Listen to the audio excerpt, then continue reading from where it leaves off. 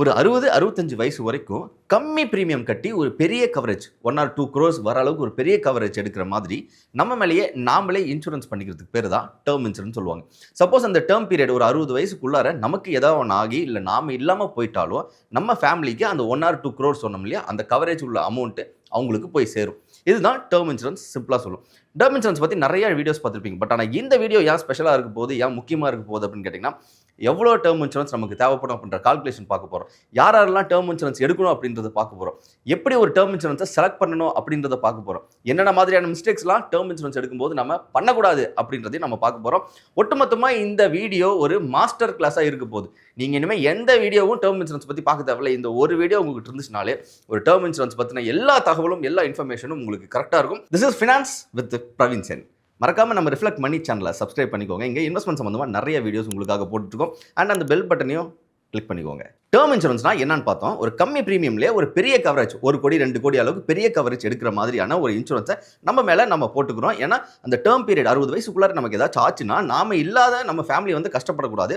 So அவங்களுக்கு ஒரு பெரிய கவரேஜ் இருக்கிற அமௌண்ட் போய் சேரும். ஸோ இதுதான் டேர்ம் இன்சூரன்ஸ் நம்ம பார்த்தோம். இதில் முக்கியமான விஷயம் என்னன்னா, நீங்கள் சப்போஸ் எங்கே எடுக்கிறீங்க, நீங்கள் ஏஜ் கம்மியாக இருக்கும்போதே எடுக்கிறீங்க, நீங்கள் ஹெல்த்தியாக இருக்கும்போது எடுக்கிறீங்கன்னா உங்கள் ப்ரீமியம் அமௌண்ட் ஒரு 800-900 உங்களால் ஒரு 1 crore இல்லைனா 2 crore அளவுக்கு கவரேஜ் எடுக்க முடியும். அதுலேயே நீங்கள் ஸ்மோக் பண்ணாதவராக இருந்தீங்கன்னா உங்களுக்கு டேர்ம் இன்சூரன்ஸ் ரொம்ப கம்மியாக இருக்கும். இதில் முக்கியமான ஒரு கேள்வி என்னவா இருக்கும் கேட்டிங்கன்னா, சப்போஸ் நான் 60 வயசு வரைக்கும் நான் டேர்ம் இன்சூரன்ஸ் எடுத்துக்கிறேன், 60 வயசு தாண்டி நான் உயிரோடு இருந்துட்டேன்னா நான் கட்டின பிரீமியம் எனக்கு ரிட்டர்ன் கொடுப்பாங்களா அப்படின்ற ஒரு கேள்வி இருக்கும். இல்லை, இதெல்லாம் கொடுக்க மாட்டாங்க. சப்போஸ் இப்போ ஒரு ஹெல்த் இன்சூரன்ஸ் எடுக்கிறீங்க, இந்த 1 year பீரியட்ல உங்களுக்கு எந்த ஒரு ஹெல்த் இஷ்யூஸும் வரல அப்படின்னா நீங்கள் அந்த ஹெல்த் இன்சூரன்ஸை யூஸ் பண்ணியிருக்க மாட்டீங்க. அப்போ நீங்கள் கட்டின பிரீமியம் வந்து உங்களுக்கு திருப்பி கொடுக்க மாட்டாங்க. அதே மாதிரி தான் டேர்ம் இன்சூரன்ஸ் நீங்கள் நினச்சிக்கணும். இன்னொரு முக்கியமான விஷயம், உங்கள் ஃபேமிலியோட ஃபினான்சியல் செக்யூரிட்டிக்காக நீங்கள் மாசமோ இல்லை வருஷமோ கட்டுற ஃபீஸாக நினச்சிக்கோங்க. ஏன்னா நாளைக்கு நீங்கள் இல்லை அப்படிங்கும்போது உங்கள் ஃபேமிலிக்கு ஒரு ஃபினான்சியல் செக்யூரிட்டியே இந்த டேர்ம் இன்சூரன்ஸ் தான். Who needs term insurance? யாரெல்லாம் டேர்ம் இன்சூரன்ஸ் கட்டாயம் எடுக்கணும் அப்படின்னு கேட்டிங்கன்னா, நம்பர் 1, யாருக்கெல்லாம் குடும்பம் இருக்கோ, யாரெல்லாம் மனைவி குழந்தைகள் அப்பா அம்மா உங்களை நம்பி இருக்காங்களோ, நீங்கள் தான் சம்பாதிக்கிறீங்க அப்படின்னா கட்டாயம் நீங்கள் டேர்ம் இன்சூரன்ஸ் எடுத்தே ஆகணும். நம்பர் 2, சப்போஸ் உங்களுக்கு லோன் இருக்கு, நீங்க டெப்ட்ஸ் வச்சிருக்கீங்க, நீங்க ஏற்கனவே கார் லோன் ஹவுஸ் லோன் இந்த மாதிரிலாம் இருக்கு அப்படிங்கிற பட்சத்தில் நீங்க கட்டாயம் டேர்ம் இன்சூரன்ஸ் எடுத்துக்கணும். சப்போஸ் ஏன்னா நடுவில் நமக்கு ஏதாச்சும் ஆகிட்டு நம்ம இல்லாமல் போயிட்டோம்னா கடன்காரன் எல்லாம் நம்ம ஃபேமிலியை வந்து டார்ச்சர் பண்ணி அவங்ககிட்ட காசு எடுக்கிற மாதிரி சூழ்நிலை இருக்கும். அப்போ அது நாளைக்கு அவர்களுக்கு ஒரு எமோஷனல் தாண்டி ஃபினான்ஷியலாக ஒரு ஸ்ட்ரகிள் ஆகிறதுக்கு பாசிபிலிட்டி இருக்கு.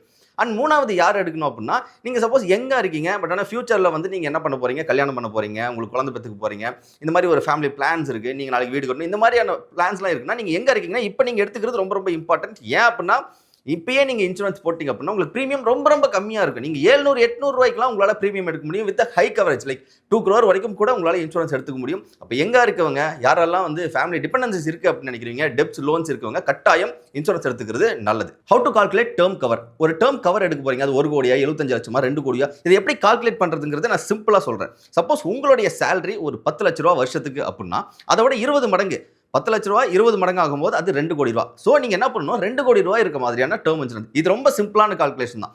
சப்போஸ் நீங்கள் ரொம்ப எங்கே இருக்கீங்க, ஒரு 24-25 இருக்கீங்க அப்படின்னா நீங்கள் 10 to 15 டைம்ஸ் இருக்க மாதிரியான ஒரு கவர் நீங்கள் சூஸ் பண்ணிக்கிறது ரொம்பவுமே நல்லது. அண்ட் முக்கியமாக சொல்கிறேன், லைபிலிட்டிஸ் இருக்குது, உங்களுக்கு டெப்ட் இருக்குது, லோன் இருக்குது அப்படின்னா நீங்கள் அதையும் கால்குலேட் பண்ணி நீங்கள் வந்து டோட்டலாக சப்போஸ் உங்களுக்கு எவ்வளோ பணம் ஃபியூச்சரில் தேவைப்படும் அப்படின்றத நீங்கள் கால்குலேட் பண்ணிக்கணும். இதில் முக்கியமான ஒரு விஷயம் என்னன்னா, 5 வருஷத்துக்கு ஒவ்வொரு டைமும் நீங்கள் என்ன பண்ணணும், உங்களோட டேர்ம் இன்சூரன்ஸை நீங்கள் கால்குலேட் பண்ணணும். ஓகே, நான் எவ்வளோ சம்பாதிக்கிறேன், எனக்கு இப்போ எவ்வளோ கடன் இருக்குது, டெப்ட்ஸ் இருக்குது, லோன்ஸ் இருக்குது, லைபிலிட்டிஸ் இருக்குது, என்னோட அசட்ஸ் எவ்வளோ இருக்குது, நான் எவ்வளோ இன்வெஸ்ட்மெண்ட் பண்ணிருக்கேன், இது எல்லாத்தையும் ஓவராலாக கால்குலேட் பண்ணி நீங்கள் அதுக்கேற்ற மாதிரி உங்கள் டேர்ம் இன்சூரன்ஸை அப்டேட் பண்ணிக்கிறது ரொம்ப ரொம்ப ரொம்ப நல்லது. ஏன்னா சப்போஸ் உங்களுடைய லோன்ஸ் அதிகமாகுது அப்படிங்கும்போது, உங்களுடைய தேவைகள் அதிகமாகுது, உங்களுடைய டிபெண்டன்சிஸ் அதிகமாக இருக்காங்க அப்படிங்கும்போது நீங்கள் அதுக்கேற்ற மாதிரி டேர்ம் இன்சூரன்ஸை நீங்கள் ஒரு ரிவைஸ் பண்ணிக்கிறது ரொம்ப ரொம்ப இம்பார்ட்டன்டான ஒரு விஷயம். சப்போஸ் உங்களோட இன்கம், டெப்ட், இன்வெஸ்ட்மெண்ட்ஸ், அசட்ஸ், உங்களுடைய லைபிலிட்டிஸ், லோன்ஸ் இது எல்லாத்தையும் கால்குலேட் பண்ணி உங்கள் டேர்ம் இன்சூரன்ஸ் எடுக்கிறது எப்படி தெரியலனா, நீங்கள் ஒரு ஃபினான்ஸ் அட்வைசரை கான்டாக்ட் பண்ணி அவர்கிட்ட சொன்னீங்க அப்படின்னா அவர் ஈஸியாக உங்களுக்கு இன்னும் இவ்வளோ டேர்ம் இன்சூரன்ஸ் தேவை அப்படின்றத சொல்லிடுவார்.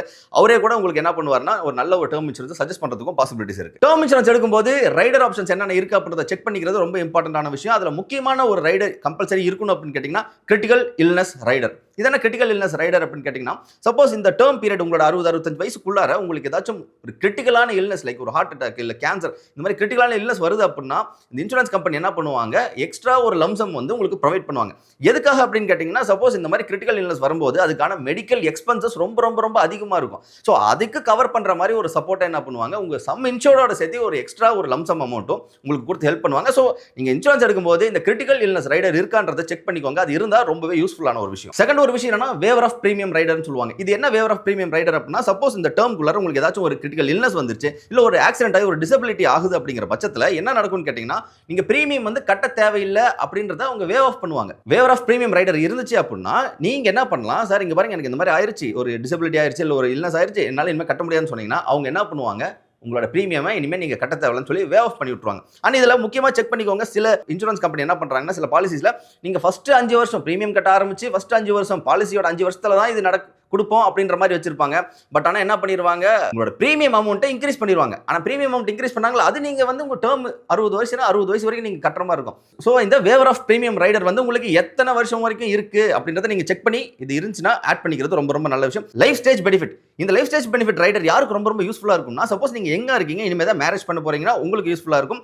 அண்ட் நீங்க இப்பதான் கல்யாணம் பண்ணிருக்கீங்கனாலும் உங்களுக்கு யூஸ்ஃபுல்லா இருக்கும். எப்படி அப்படின்னு கேட்டீங்கன்னா, லைஃப் ஸ்டேஜ் பெனிஃபிட் ரைடர் என்ன சொல்லுதுன்னா, சப்போஸ் நீங்க ஃபியூச்சர்ல மேரேஜ் பண்றீங்க அப்படின்னா, மேரேஜ் பண்ணும்போது உங்களுடைய கவரை வந்து இன்க்ரீஸ் பண்ணிக்கலாம். இப்போ நீங்க 75 lakhsக்கு ஒரு டேர்ம் இன்சூரன்ஸ் எடுத்துட்டீங்கன்னா, மேரேஜ் ஆகுதுன்னா ஒரு 25 lakhs நீங்க இன்க்ரீஸ் பண்ணிக்கலாம். உங்களுக்கு முதல் குழந்தை பிறகுதுன்னா அடுத்த ஒரு 25 lakhs வந்து இன்க்ரீஸ் பண்ணிக்கலாம். ஸோ இப்படி உங்க லைஃப் ஸ்டேஜுக்கு ஏற்ற மாதிரி உங்களுடைய கவர் வந்து நீங்க இன்க்ரீஸ் பண்றதுக்கான ஆப்ஷன்ஸுமே அது கொடுத்துட்டு இருக்காங்க. அதுவும் நீங்க கேட்டுக்கோங்க, முக்கியமா என்ன கேட்கணும்னா, சப்போஸ் இந்த லைஃப் ஸ்டேஜ்ல வந்து கவர் இன்க்ரீஸ் பண்ணும்போது நான் எக்ஸ்ட்ரா பிரீமியம் பே பண்ணணுமா அப்படின்றதையும் கேட்டுங்க. சிலர் என்ன சொல்லுவாங்கன்னா, நீங்க எக்ஸ்ட்ரா பிரீமியம் பே பண்ணணும் அப்படின்றத சொல்லாம இன்சூரன்ஸ் போட்டுருவாங்க. ஸோ கேர்ஃபுல்லாக இருங்க. இந்த டேர்ம் இன்சூரன்ஸ் பண்ணும்போது இன்னொரு ஒரு மிஸ்டேக் பண்ணக்கூடாது அப்படின்னு கேட்டிங்கன்னா, இந்த எண்டோமெண்ட் பிளான் இருக்கு, யூலிப் பிளான் இருக்கு, சப்போஸ் மணி பேக் கேரண்டி இருக்கு, அதுக்காக நீங்கள் வந்து அதில் ஆப்டின் பண்ணிக்கிட்டீங்கன்னா நீங்கள் இத்தனை வருஷம் கட்டின பிரீமியம் உங்களுக்கு ரிட்டர்ன் வந்துடும் அப்படின்னு சொல்லுவாங்க.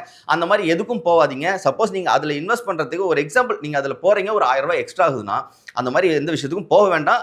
கம்ப்ளீட்டாக பியூர் டேர்ம் இன்சூரன்ஸ் எடுக்கிறது தான் அட்வைசபிள். சப்போஸ் அதில் போறீங்க, ஒரு 1000 ரூபாய் எக்ஸ்ட்ரா கட்ட சொல்றாங்க அப்படின்னு கேட்டிங்கன்னா, ஒரு சின்ன ஒரு கால்குலேஷன் சொல்றேன். ஒரு 1000 ரூபாவை 15% ரிட்டர்ன் சொல்லிட்டு நீங்க 35 இயர்ஸ், சப்போஸ் ஒரு இன்சூரன்ஸ் போட்டீங்கன்னா ஒரு 35 இயர்ஸ்க்கு போடுறீங்கல்ல, அதே மாதிரி 35 வருஷத்துக்கு நீங்க இன்வெஸ்ட்மெண்ட் பண்ணிட்டு வந்தீங்கன்னா உங்களுக்கு 1.2 crores வந்து உங்களுக்கு ரிட்டர்னா கிடைக்கும். ஆனா இதுல வந்து உங்களுக்கு 1.2 crores அளவுக்குலாம் உங்களுக்கு வந்து கிடைக்கிறதுக்கு வாய்ப்பு இல்லை. அதே மாதிரி நீங்க வந்து ஒரு ஸ்டெப் அப் எஸ்ஐபி, ஒரு 1000 ரூபாய் போடுறீங்க, 15% இன்ட்ரெஸ்ட், 35 வருஷத்துக்கு போடுறீங்க, ஸ்டெப் அப் ஒரு 10% பண்றீங்கன்னா இது அப்படியே டபுள் ஆகி 2.4 crores வந்து உங்களுக்கு கிடைக்கிறதுக்கான பாசிபிலிட்டிஸ் இருக்கு. பாலிசி எடுக்கும்போது கவனிக்க வேண்டிய முக்கியமான விஷயங்கள் அப்படின்னு கேட்டீங்கன்னா, முதல்ல CSR, கிளைம் செட்டில்மெண்ட் ரேஷியோ அப்படின்னு சொல்லுவாங்க.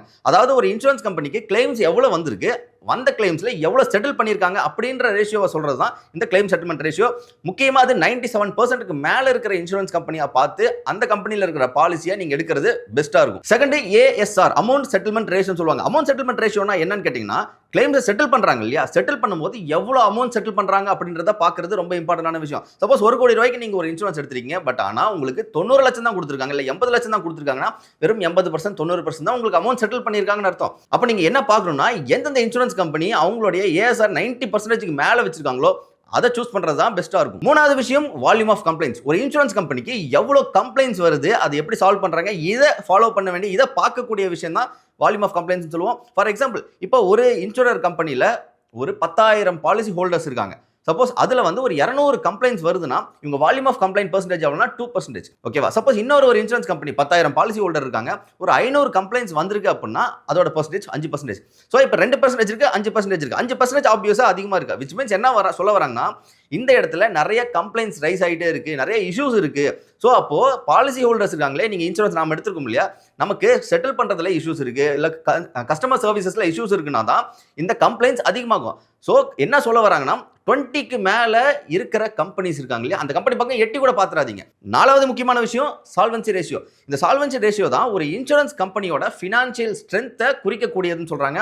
IRDAI படி மினிமம் 1.5 தான் இருக்கணும். 1.5க்கு மேல எவ்வளோ அதிகமா இருக்கோ அந்த அளவுக்கு நீங்க அந்த கம்பெனியை ட்ரஸ்ட் பண்ணி வாங்கலாம். அந்த அளவுக்கு அந்த கம்பெனி ஃபினான்ஷியலா ஸ்ட்ராங்கா இருக்குன்றது அர்த்தம். அஞ்சாவது விஷயம், ஆனுவல் பிசினஸ். இவங்களுடைய வருஷம் இவங்களுடைய பிசினஸ் வந்து எந்த அளவுக்கு இருக்கு, 4,000 crore, 5,000 crore, 10,000 crore சொல்லி ஒரு நம்பர் கொடுத்துருப்பாங்க.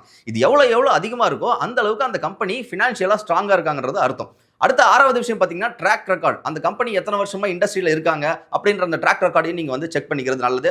ஆறாவது விஷயம் பார்த்தீங்கன்னா, ஏற்கனவே சொன்ன மாதிரி லைஃப் பெனிஃபிட் இருக்கான்னு பார்த்துக்கோங்க. ஏழாவது விஷயம், ரைடர் ஆப்ஷன்ஸ்லாம் இருக்கான்றதை பார்த்துங்க.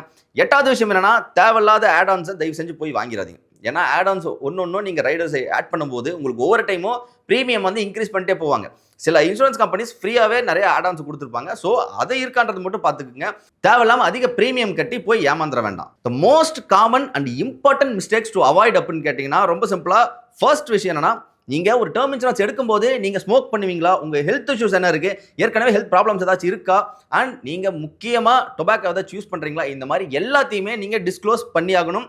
ட்ரூத்ஃபுல்லாக டிஸ்க்ளோஸ் பண்ணி ஆகணும். ஏன் அப்படின்னா நாளைக்கு சப்போஸ் நீங்கள் ஸ்மோக் பண்ணலன்னு சொல்லிட்டு நாளைக்கு நீங்கள் ஸ்மோக் பண்ணனால இறந்துட்டீங்க அப்படின்னா உங்களுக்கு உங்கள் ஃபேமிலிக்கு கண்டிப்பாக கிளைம்ஸ் வராது. நீங்கள் சீட் பண்ணியிருக்கீங்கிற மாதிரி வந்துடும், கிளைம்ஸில் இஷ்யூ வரும். ஸோ நீங்கள் ட்ரூத்ஃபுல்லாக ஹானஸ்ட்டாக நீங்கள் என்னென்ன டீட்டெயில்ஸ்லாம் கொடுக்கணுமோ அவங்க கேட்குற டீட்டெயில்ஸ் எல்லாத்தையுமே கொடுத்துருங்க. நம்பர் 1. ரெண்டாவது விஷயம் ஃபைன் பிரிண்ட்னு சொல்லுவாங்க. அதாவது ஒரு பாலிசி எடுக்கிறதுக்கு முன்னாடி ஒரு ஃபைன் பிரிண்ட் இந்த உங்களுடைய இன்சூரன்ஸில் என்னென்னலாம் இருக்கும் அப்படின்ற ஃபைன் பிரிண்ட் கொடுப்பாங்க. தயவு செஞ்சு உட்காந்து படிங்க. சப்போஸ் படிக்க முடியலன்னா எய்தர் உங்களுடைய ஃபினான்ஷியல் அட்வைசர்கிட்ட போயிட்டு அவர்கிட்ட கொடுத்து நீங்கள் படித்து இதை பற்றி எக்ஸ்பிளைன் பண்ண சொல்லுங்கள். இல்லையா இன்னைக்கு ஏஐஸ்லாம் நிறையா இருக்குது, ChatGPT இருக்குது, DeepSeek இருக்குது. ஸோ இதில் போயிட்டு நீங்கள் போட்டு இதில் என்னென்னலாம் இருக்குது சம்மரைஸ் பண்ணி கொடு அப்படின்னு சொன்னீங்கன்னா அது கொடுத்துருவோம். முக்கியமாக அந்த ஃபைன் பிரிண்ட்டை பார்த்தீங்கன்னா கிளைம் ரிஜெக்ஷன் கிளாஸ் அப்படின்னு சொல்லியிருக்கும். அதாவது அந்த பாலிசிஸ்குள்ளார ஒரு கிளைம் அண்ட் ரிஜெக்ட் பண்ணுறதுக்கு என்னென்ன விஷயங்கள்லாம் இருக்கும் அப்படின்றத சொல்லியிருப்பாங்க. நீங்கள் இதையும் படிச்சுக்கணும். மூணாவது இம்பார்ட்டன்டான ஒரு விஷயம் என்னன்னு கேட்டிங்கன்னா நாமினிஸை நீங்கள் ஆட் பண்ண மறந்துடாதீங்க. சப்போஸ் ஒரு நாமினி இல்லாமல் 2-3 நாமினிஸ் என் ஒய்ஃப்க்கு என் அப்பா அம்மாவுக்கு அந்த மாதிரி போகணும், இல்லை என்னோட குழந்தைகளுக்கு போகணும் அப்படின்னா எவ்வளோ பெர்சன்டேஜ் போகணும் அப்படின்றதையும் நீங்கள் கரெக்டாக மென்ஷன் பண்ணிடுங்க. நீங்கள் இல்லாத டைமில் யாருக்கு எவ்வளோ அமௌண்ட் போகுங்கிறது உங்களுக்கு தெரியாமல் போயிடும். ஸோ நாமினி டீட்டெயில்ஸ் கரெக்டாக கொடுங்க.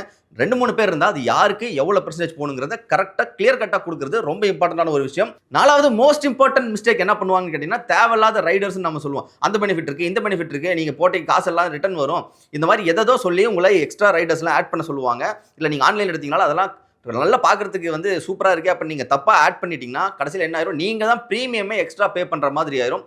ஸோ நீங்கள் வந்து தப்பான ரைடர்ஸ்லாம் ஆட் பண்ணிட்டு இல்லை தேவையில்லாத ஆடான்ஸ்லாம் ரைடர்ஸ் நீங்கள் ஆட் பண்ணிட்டீங்க அப்படின்னா அது தேவையில்லாமல் உங்கள் ப்ரீமியமே இன்க்ரீஸ் பண்ணி விட்டுரும். அப்புறம் உங்கள் கையிலேருந்து காசு போகிற மாதிரி ஆயிரும். ஸோ இந்த 4 மிஸ்டேக்ஸை நீங்கள் மைண்டில் வச்சுக்கோங்க. இது பண்ணிடவே கூடாதுன்னா மோஸ்ட் இம்பார்ட்டன்ட் காமன் மிஸ்டேக்ஸ்னா இதுதான். இதை பண்ணிடாதீங்க. இதை கன்க்ளூட் பண்ண அப்படின்னா ஒரு ஃபினான்ஸ் அட்வைசர்கிட்ட போனீங்கன்னா உங்களோட நீட் என்ன, உங்களோட கோல்ஸ் என்ன, உங்களுக்கு என்னென்ன தேவை இருக்குது, உங்களுக்கு லோன்ஸ் டெப்ட்ஸ்லாம் என்னென்ன இருக்குது அப்படின்றத அவரே பார்த்து கரெக்டான ஒரு இன்சூரன்ஸை கொடுப்பாங்க, கரெக்டான கவர் கொடுப்பாரு. ஸோ அதனால ஃபினான்ஸ் அட்வைசர்கிட்ட போகிறது நல்ல விஷயம். தேங்க்யூ ஃபார் வாட்சிங் இந்த வீடியோ. இது சம்பந்தமாக உங்களுக்கு ஏதாச்சும் டவுட்ஸ் இருக்குன்னா மறக்காம கமெண்ட்ல சொல்லுங்க, நான் உங்களுக்கு அதுக்கு ரிப்ளை கொடுக்குறேன். அண்ட் சேனலை மறக்காம சப்ஸ்கிரைப் பண்ணிக்கோங்க, மறக்காம அந்த பெல் பட்டனை கிளிக் பண்ணிக்கோங்க. Thank you so much.